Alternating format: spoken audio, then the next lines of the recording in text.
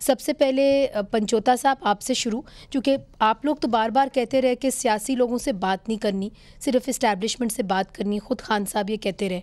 तो अब हतमी तौर पे ये फ़ैसला हो गया है कि फ़रिश्तों से भी बात करनी है और इंसानों से भी। बहुत शुक्रिया मुनीज़ा, आपने मौका दिया। देखें, खान साहब ने बड़े वाज़ेह मुतालबात दिए कि 26 जो सानह हुआ, जो एक कत्ल-ए-आम किया गया, उस पर एक कमीशन 7-9 मई के ऊपर जुडिशल कमीशन, और उसके साथ ये मुतालबा किया कि सियासी तमाम कैदियों की रिहाई की जाए, क्योंकि तमाम लोगों को पॉलिटिकली जेल में रखा गया है।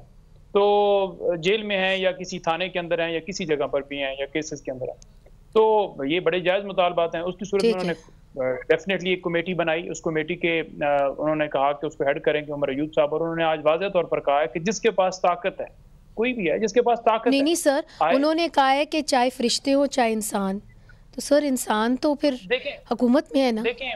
देखें वही बात है ना कि जो पहला मौक़िफ़ उनका आया था, उन्होंने कहा था कि हमारे दरवाजे खुले हैं, उसमें कोई भी शख्स आता है जिसके पास इख्तियार होता है। जिसके पास इख्तियार ही नहीं है, वो चाहे फरिश्ता नहीं, तो आप PMLN पाकिस्तान पीपल्स पार्टी के नुमाइंदे यहाँ बैठे, आप उनसे बातचीत करना पसंद करेंगे, या आपकी पार्टी की पॉलिसी है या नहीं?